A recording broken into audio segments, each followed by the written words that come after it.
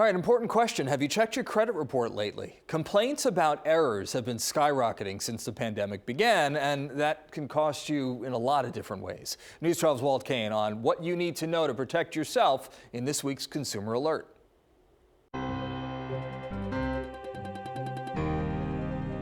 And when I looked, I went, wow. I says, how could my credit score drop from like the high 800s to 6?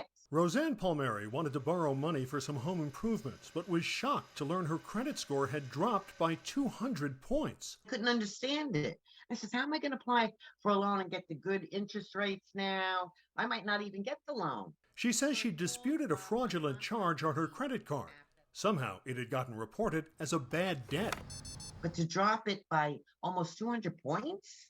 I says, that's ridiculous. And first of all, really had no business reporting that until it was resolved. The Consumer Financial Protection Bureau says there were nearly 200,000 complaints about bad information on credit reports last year, almost as many as all other complaints combined.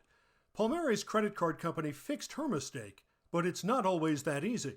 There's more of a chance of bad information being put on your credit report than there is a chance of them fixing it. It's a mess. Ed Brzezinski with the Public Interest Research Group says one mistake on a credit report can have serious consequences. If you've got a bad credit report and you can't get it fixed, you'll either pay more for credit or be denied credit, or you could even be denied a job.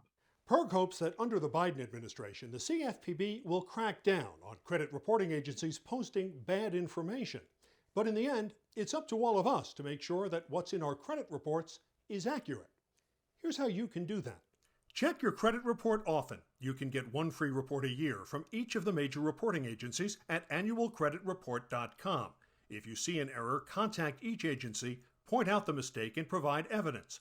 If the problem isn't fixed, consider taking legal action against both the credit agency and the company that reported the bad information. Sometimes you should see an attorney before you write your letter because it may be a complicated matter that you need help trying to figure out how to document your dispute and make sure it's articulated appropriately, and that's fine.